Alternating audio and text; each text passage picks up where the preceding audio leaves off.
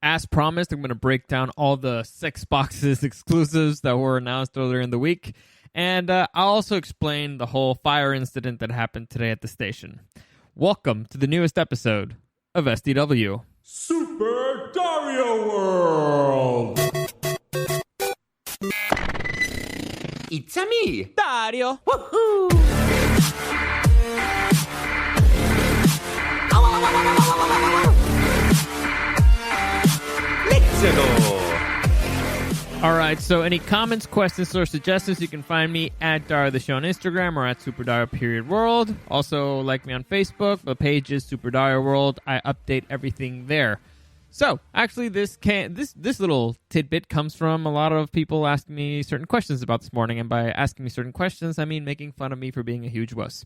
And I would like to clarify that. So, first off, for those of you who don't know, I work at a radio station called Rock 105.3 here in San Diego. Right now, I work for a morning show called The Show. Right now, the show is broadcasting live from location because we're not supposed to be in the building. We're supposed to be social distancing. So while they are on air from a location, I am in the studio and basically making sure that they are on air. So I get the signal from the location, and then I put that on the air, and I run the board, basically. That's what I've been doing for the past few weeks. That's what for the past month, that's what my job has been consisting of. So for the past few weeks, the building has mostly been empty, and basically it's only essential personnel, right? The people who you need to have things running. So we're shorthanded on pretty much everything. And it's been kind of chaotic because things have been breaking down and we don't have the usual number of engineers. And so it's been a mess. Behind the scenes, we've had quite a few messes. And like one day, the software that we used to be on air just crashed for all the stations. So every single station was off air for a good 15 minutes, which is deadly. It's really, really bad it's really bad to be off air for 30 seconds. Imagine 15 minutes. It was brutal. But, so let's say things have been kind of complicated, all right? We've all been adjusting. It's fine. Whatever. You do what you got to do. This morning, we had an incident, and actually we semi-talked about it on the P1 Podcast. P1 Podcast is the uncensored version of the show. We do one every day. You can check it out on the iHeartRadio app. Just type in either The Show Presents or P1 Podcast. You'll find it right there. I was a guest in today's podcast because of what happened. So, at one point during the show, we were about 2 minutes from being back on the air. I remember very specifically. And out of nowhere, the fire alarm starts, blasting. Dang, dang, dang. And so, naturally, I freak out because I'm not fucking fireproof, and I'm not ashamed to admit it, I am afraid of fire. Also, I have I've discovered this about myself, I have a very, very, very unusually high sense of survival, very, very strong survival instinct. And I guess I can share a quick story about this. Some people have a fight or flight or freeze instinct. I have a very strong flight instinct. And I think it has to do from where I grew up, because I grew up in, for those of you who don't know, I grew up in Tijuana, Mexico, in a time where it was the most dangerous city in the world. And through other people's experiences, through some of my own, through life, I discovered that there, fighting sometimes means death, and freezing sometimes means death. So the best thing you could do is flight. I also learned a fun fact that if you are running, you have a 1 in 24, and somebody shoots at you, you have a 1 in 24 chance of being hit by a bullet. So the option for me has always been just get the fuck out. Always. Whenever something looks like it's going to be bad, just get the fuck out. It's way easier. You avoid way more drama, and you avoid bullets. So that's always been like my go-to. Anyway, so I remember one very specific thing that has nothing to do with that type of violence. We were in Puerto Vallarta, Mexico. We were taking like a booze cruise thing. I was there with some of my buddies, and the cruise gave you the option. We were gonna go visit an island, right? And so we got on a tiny little boat, and we were on our way to shore because the big boat cannot make it to shore or whatever. It was a tiny boat. It was supposed to be for like 10, 15 people, but we had like 20 there. And so as we got on the boat, me and my buddy, we noticed that just the water levels kept getting higher and higher, and we're like, oh shit, this thing is going to actually this thing's going to sink. We're not going to make it. So, but unfortunately, we were going slow. And I remember I was sitting right at the edge. I had a backpack on me with pretty much all my stuff because I wasn't going to leave it on the stupid boat. And I immediately regretted because I had my phone there. I don't remember other stuff, but I think the big thing there is that I had my phone. And so if I lost that, we have no more communication, and I could get lost and die because we were about to go into a tiny little jungle island, whatever. So we're on this boat, and we just see the water level. It's maybe an inch from getting into the boat. So we have like our hearts in our throats. And as we make it to the dock had some stairs that you climbed up the stairs to get on the dock. As we're approaching it, we were going very slow. Everything appeared to be cool. The tide went down. So the tide went down to the point where we were under the stairs, and the boat got under the stairs. And when the tide went up, the boat was stuck with the stairs. So basically, tide brings us down. As the tide's going up, boat gets stuck. So the boat's staying down, the water comes up. So as the minute that we hit there, we just see like a of water coming out all around us. And I mean all around us. And I'm at the end of the boat. I have at least 5 people between me and the stairs. The next thing I remember the water just exploding all around us. The next thing I remember is I'm standing in the dock looking down at the boat, at my friends, at everybody freaking out, and I'm missing one flip-flop. I remember that very specifically. I'm dry. Not a single drop of water is on me. I'm on that dock. I'm looking down, and I just see the captain flailing his arms, screaming, "Al-agua! Al-agua!" and jumping into the fucking water. So him and his crew, they just jump into the water. The people are freaking out. They don't know what to do. They jump as well. It's chaos everywhere. And it's just me and I think another friend who was already on the stairs in the dock. And we're like, whoa, what the fuck? And we try to help people, but I have no idea. For the life of me, I can't tell you how I got on that dock. I'm assuming that I just jumped everybody and got up there and just said, fuck this. But I don't know. I have no idea how the hell I got there. I don't remember. But to me, I've always used this example that my survival instinct, it's really strong. It's really high. And I freak out. So when I freak out, I sometimes just black out and do things to survive. It's thing. You know what? It's kept me alive, and it kept me from getting wet that one time in a boat. So anyway, so I hear an alarm, and immediately I freak out because I don't know if you know this. At the radio station, the studios are soundproof, which means that the windows are very thick. Which means that if you get caught in one of those studios, you can't break open a window. So I was like, I need to get out of here, but also we're going to get on the air. What the fuck? What do I do?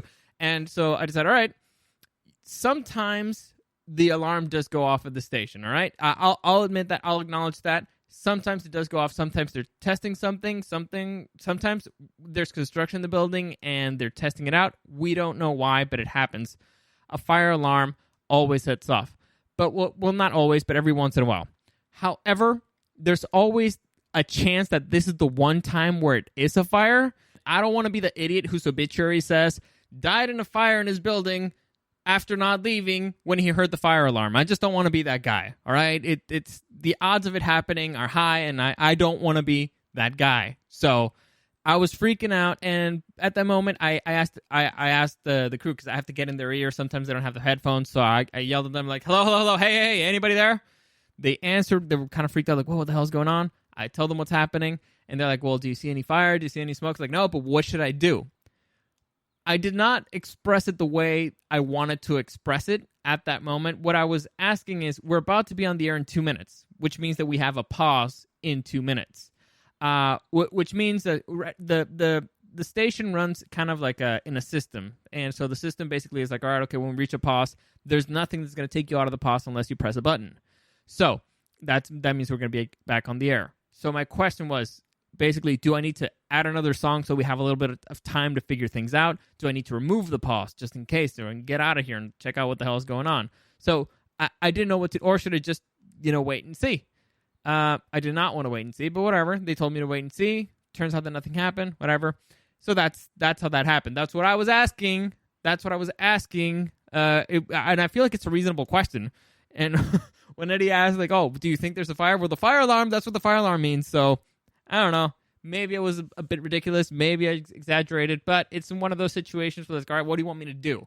Because I want to get the hell out of here because the fire alarm is on. But also, what do I do about the station? Do I take the pause off? Do we go to music? What the hell? What do I do? Do I just keep you on the air indefinitely? I don't know. How should I handle this? Well, it turns out that doing nothing is sometimes the best policy. And it worked out fine. But it was an interesting morning.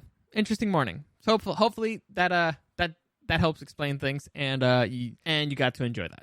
Anyway, let's move on to what I wanted to talk about today, what I promised, and that's the first look at the Sexbox's exclusives that we got via a showcase earlier on in the week. And I need to clarify this. There's going to be big titles coming out, like Minecraft Dungeons, Wasteland 3, and the big release is going to be Halo Infinite. They did not show us anything of those. And of the ones that I just went through, some of them look interesting. There's a couple that I'm like, all right, okay, I think I'm going to get those for sure. The rest are kind of like, meh. And I'll go them through quickly because I just realized that it took me 10 minutes to explain that little thing that I thought was going to be really quick. Anyway, so the first one we got right here in the dock is Bright Memory Infinite.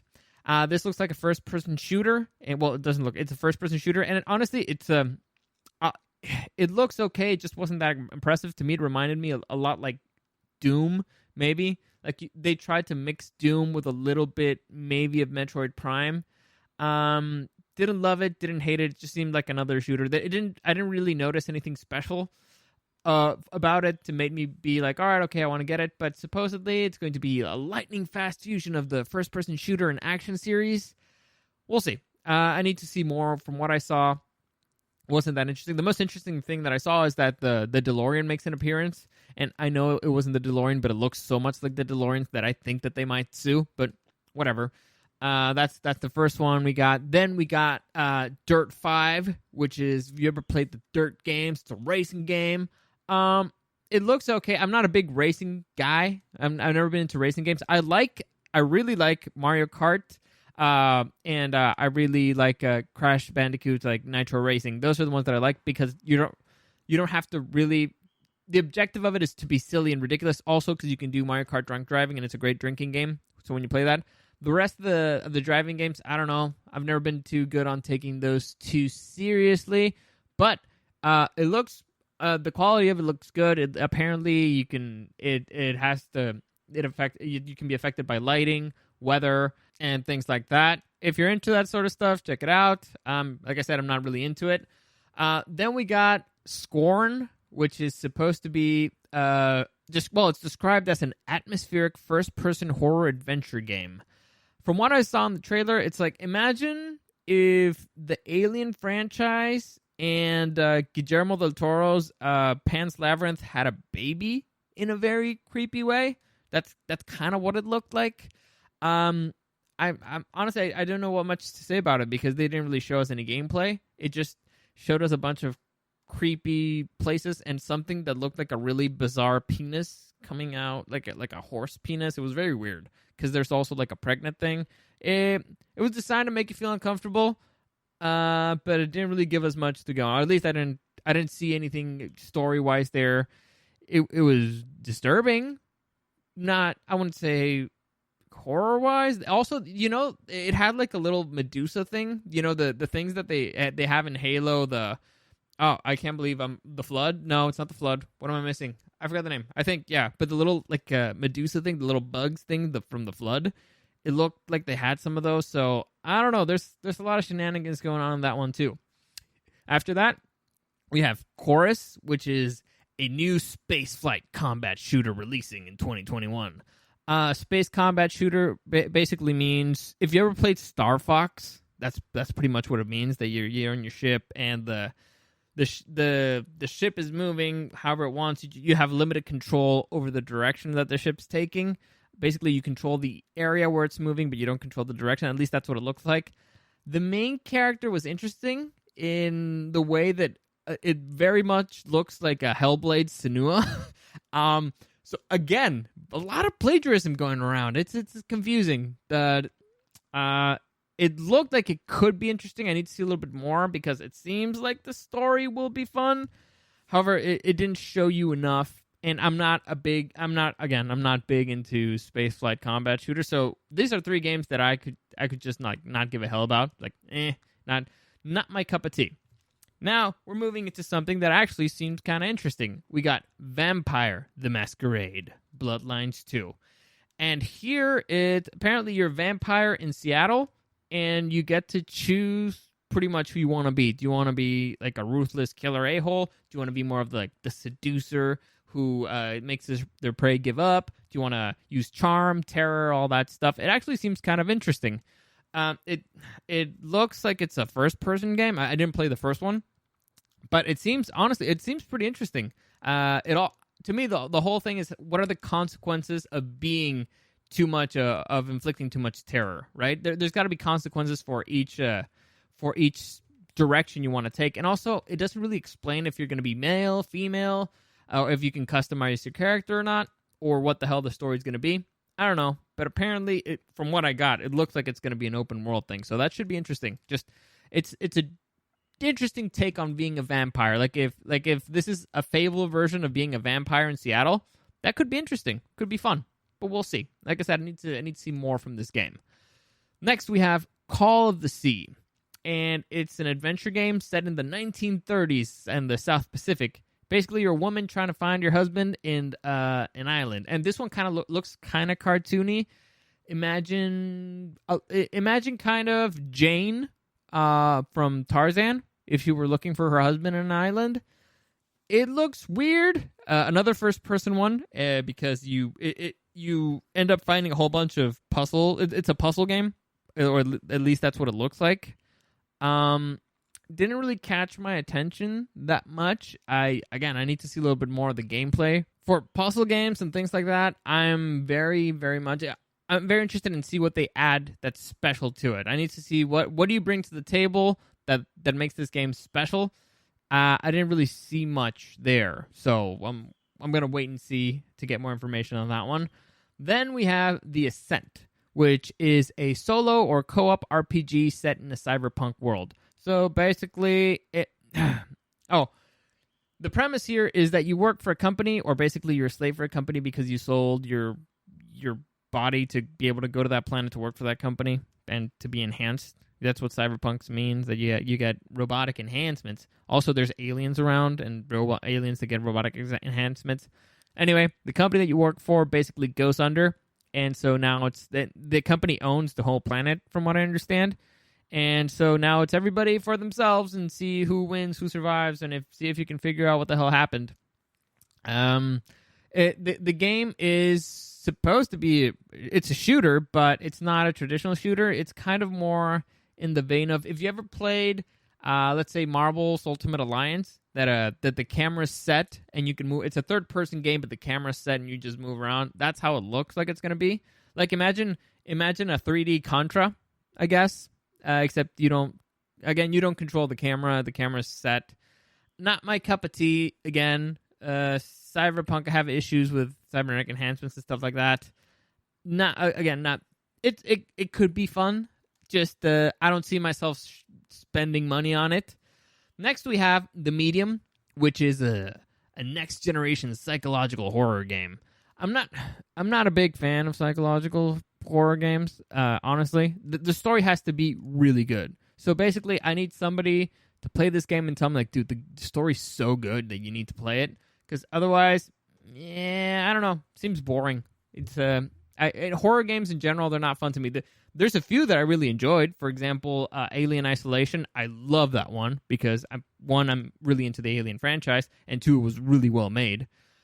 3, because aliens are the most horrifying creature in film history. So it's at least that's my humble opinion. So it was a combination of things that made me really get really behind that one. Overall, like I said, not my cup of tea. So a lot of these things here, none of these have tickled my fancy so far. They all look pretty good visually, because the Sexbox is going to be a pretty powerful machine, but not impressed story-wise or gameplay-wise so far. But again, this is just the first. This is the first that we're seeing from any of these games, so there's potential for them to go up. Who knows, though? Next, we have Scarlet Nexus. And basically, in the future, you're humanity's last hope. I need to learn how to talk. Humanity's last hope as it falls, as you're being attacked by an invincible threat known as others. You're controlling a character that has psionic powers, and so you're part of a group of psionic soldiers, elite group of psionic soldiers. Basically means that they use tech and psychic abilities to defeat their enemies. That's pretty much what it means. The game, the style of it is kind of like an anime. It's a, from what I could see, it appears to be a third-person game. Maybe an RPG. I don't know yet. It's not described as an RPG. But from what I saw, I was like, imagine if Kingdom Hearts and maybe Devil May Cry had a baby. Because it looks a lot like the gameplay and style of Kingdom Hearts, but the enemies look like something out of Devil May Cry or something like that. So this one looks a little bit better in gameplay-wise, but I'm not into psychics. I'm not really into psychic abilities and stuff like that. It's not my cup of tea. Now, in Mass Effect, I don't even like using biotics. So, again, probably will skip this one unless I hear something great or see something great come out of it. Now, on something that actually did catch my attention, we got Second Extinction, which basically, and here's how to describe it, an intense 3-player co-op first-person shooter where you work as a team to take down large groups of savage mutated dinosaurs. Fight through a maelstrom of bullets, bombs, teeth, claws, and gore. It's up to you to reclaim Earth. So from what I got there, basically the dinosaurs have taken over Earth again, and you gotta shoot them to death, basically. So this is Turok, baby! Honestly, this looks great. I love a good co-op first-person shooter. I think we need one desperately. I haven't played a good one in a very long time, especially if you can play in the same room, split screen. If this thing is, I don't know, I don't understand why it's only 3 players, but okay, that's how they decided to make it, I guess. I would prefer if it's split screen, but even if it's online, it could be fun. Like I said, I'm a big fan of first-person shooters, and just going out there, the premise is pretty simple. Go out there, shoot dinosaurs that want to kill you. That seems like just straight, pure up fun. Like just straight up fun. I'm really excited for that one because it sounds simple and yet brilliant. And also, I was a big fan of Turok. So we'll see. This one could end up sucking, but I really enjoyed the trailer and I like the premise because A, I like dinosaurs, and B, I like shooting things. Moving on, we have Yakuza Like a Dragon. This one is actually going to be launched on day 1 with the Sexbox. And if you ever played a Yakuza game, it seems like it's going to be pretty similar, except this one has got a tinge of Saints Row in it as well. I'll be honest with you, I've never played a Yakuza game, mainly because it's the 8th game in the franchise, and I feel like catching up by this point, it's like, it's too far. What's even the point? But it looks fun. If I were a fan of the franchise, I'd probably play it. But I'm not, so I'm not going to probably, unless I get it for free. Anyway, moving on for the last one here, and it's probably the most important one. It's the most important one. It was announced earlier on in the week, the newest Assassin's Creed Valhalla. So basically, if you ever played an Assassin's Creed game, this is not it. From what I can tell, from what I can see, it's very different. I think it's going to be closer to Odyssey and maybe Black Flag than anything else. It's not going to follow, or at least it doesn't look like it's going to follow the traditional Assassin's Creed style of gameplay, because here apparently you're going to control a group of soldiers, or a group of soldiers are going to follow you. You're going to be a leader. You can gain rep. You're going to try. You're a Northman trying to conquer England and assassinate your way through it. It's honestly, I'm not exactly sure how the gameplay is going to work compared to other games, but I don't mind if it's Vikings are, for fun fact, for those of you who don't know, the word Viking actually means pirate in old British. Okay, so before the Romans came, they had a really old word that meant pirates, and it went Viking. The word was Viking. I don't remember the Germanic. No, it wasn't Germanic. What the hell the language was? Doesn't matter. So So I believe that this game should be very similar to Black Flag, which a lot of people say is the greatest pirate game out there. It's just not a great Assassin's Creed game. But I mean, I'm not too disappointed. I enjoyed Black Flag. I enjoyed Odyssey. And if this is another open world one with Vikings, that I love Viking culture, I love all that stuff, could be really fun. So I'm actually, this one is a must get. to me, at least, because I'm, again, fan of the franchise, fan of Vikings, and I liked what they did with the previous titles, particularly Odyssey and Black Flag.